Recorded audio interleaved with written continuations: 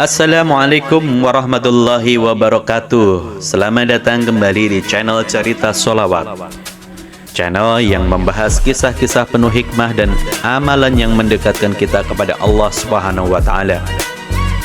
Pada episode kali ini kita akan membahas rahasia amalan sunnah sebelum tidur malam. Apa saja amalan yang diajarkan Rasulullah SAW agar tidur kita menjadi ibadah yang penuh berkah? Yuk, mari kita simak selengkapnya. Dan jangan lupa untuk like, komen, dan subscribe agar kita bisa terus berbagi inspirasi Islami. Rahasia amalan sunnah sebelum tidur malam. Islam mengajarkan umatnya untuk menjalani rutinitas yang penuh keberkahan, termasuk sebelum tidur malam. Amalan sunnah sebelum tidur tidak hanya mendatangkan pahala, tetapi juga memberikan ketenangan jiwa dan perlindungan dari gangguan. Berikut ini adalah beberapa rahasia amalan sunnah sebelum tidur malam yang langsung diajarkan oleh Rasulullah SAW. Berwudu sebelum tidur. Rasulullah SAW selalu mencontohkan untuk berwudu sebelum tidur, dan Rasulullah SAW juga bersabda, apabila kamu mendatangi tempat tidurmu, maka berwudulah seperti wudu untuk sholat.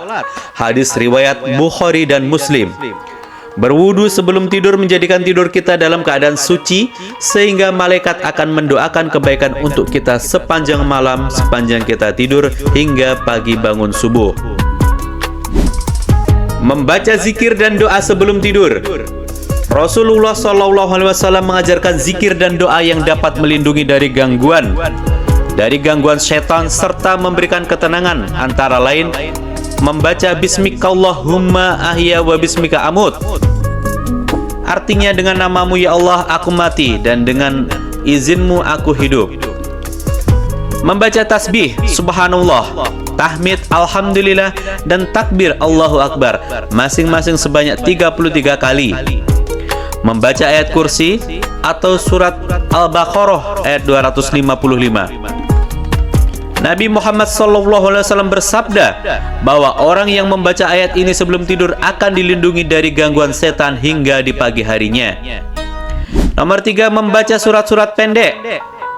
Sebelum tidur, Rasulullah SAW terbiasa membaca surat Al-Ikhlas, Al-Falaq, An-Nas sebanyak 3 kali, sambil mengusapkan tangan ke seluruh tubuh setelah meniupkan ke telapak tangannya. Dan selanjutnya adalah membaca 2 ayat terakhir dari Quran surat Al-Baqarah, ayat 285 sampai 286. Meluruskan hati dan memaafkan orang lain. Sebelum tidur dianjurkan untuk introspeksi diri dan memaafkan kesalahan orang lain. Rasulullah SAW bersabda, setiap malam seorang muslim yang tidak menyimpan dendam di hatinya terhadap sesama akan diampuni dosanya oleh Allah Subhanahu wa Ta'ala. Hadis riwayat Bukhari. 5. Tidur dengan posisi menghadap ke kanan. Rasulullah SAW menganjurkan tidur dengan posisi miring ke kanan dan meletakkan tangan di bawah pipi. Beliau bersabda, tidurlah di atas sisi kananmu. Hadis riwayat Bukhari dan Muslim. Yang keenam, mengatur niat untuk bangun tahajud. Berniat bangun untuk sholat tahajud sebelum tidur malam adalah sunnah yang dapat mendatangkan keberkahan. Meski tidak bangun, niat baik tersebut tetap dicatat sebagai pahala kebaikan. Menjaga kebersihan tempat tidur. Rasulullah SAW mengajarkan untuk membersihkan tempat tidur sebelum digunakan. Beliau bersabda, ketika salah seorang dari kalian akan tidur, maka hendaknya dia mengibaskan tempat tidurnya dengan ujung kainnya. Hadis riwayat Bukhari dan Muslim. Mematikan lampu dan menjaga keamanan.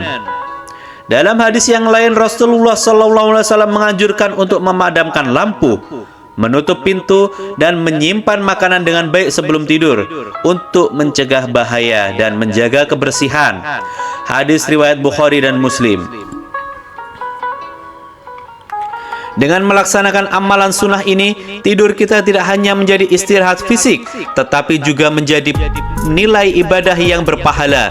Tidur dengan amalan sunnah akan membawa ketenangan, perlindungan, dan keberkahan hingga di pagi subuh hari.